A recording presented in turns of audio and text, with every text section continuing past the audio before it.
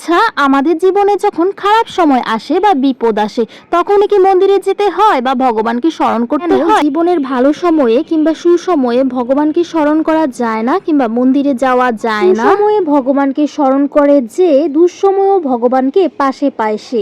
So hello everyone, welcome to my new another mini blog. কেমন আছেন আপনারা সবাই? আশা করছি আপনারা সবাই অনেক ভালো আছেন, আমিও ভালো আছি। আমার নতুন আরও একটি ছোট ব্লগে আপনাদের সবাইকে স্বাগতম। কাল সন্ধ্যায় হঠাৎ করে অনেক মন্দিরে যেতে ইচ্ছে করতেছিল, আর মন্দিরে যেতে ইচ্ছে করতেছিল, এত শুভ একটা ভাবনা মিস করা যায় বলেন? তো বাসার সবাই মিলে চলে গিয়েছিলাম চাঁদপুর কালীবাড়ি মন্দিরে।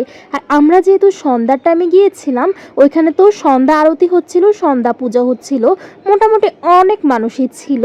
আর আমি গিয়ে প্রথমে ধূপকাঠি মোমবাতি জ্বালিয়ে নিয়েছিলাম, আর তারপর এই যে আমার মা বোন ছেলে তারা জ্বালাচ্ছিল, যেই মন্দিরে আসছিল সবাই ধূপকাঠি মোমবাতি জ্বালাচ্ছিল, অনেক ভালো লাগতেছিল। অন্যান্য সময় মন্দিরে গেলে তো মন্দিরটা খালি থাকে, কিন্তু সন্ধ্যাবেলা মন্দিরে গেলে আরতি হয়, অনেক মানুষ থাকে, কীর্তন হয়, খুবই ভালো লাগে। আমার ছেলের এই যে ধূপকাঠি মোমবাতি জ্বালানো হলে সে আবার ঠাকুরকে প্রণাম করতে যায়। যতগুলা ঠাকুর ছিল না, সে কিন্তু আলাদা আলাদা করে প্রত্যেকটা ঠাকুরকেই প্রণাম করেছিল। আমি মা হিসেবে গর্ববোধ করি যে আমার ছেলের ঠাকুরের প্রতি এত ভক্তি আছে। সে কিন্তু মন্দিরে যেতে অনেক ভালোবাসে, আরতি, কীর্তন, পূজা এগুলা সে খুবই পছন্দ করে।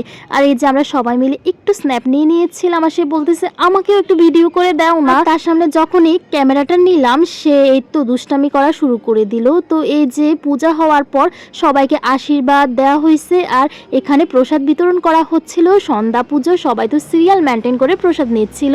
আর এরপরে যে আমিও একটু প্রসাদ নিয়েছিলাম, মন্দিরের এক পাশে বেসিন ছিল, তো প্রসাদ খাওয়া শেষে হাতটা ধুয়ে নিয়েছিলাম। এই যে আমরা পরিবারের সবাই মিলে গতকাল সন্ধ্যা চাঁদপুর কালীবাড়ি মন্দিরে খুব ভালো একটা সময় কাটিয়েছি। তো আজকে এই পর্যন্তই। কেমন লাগলো ভিডিওটা?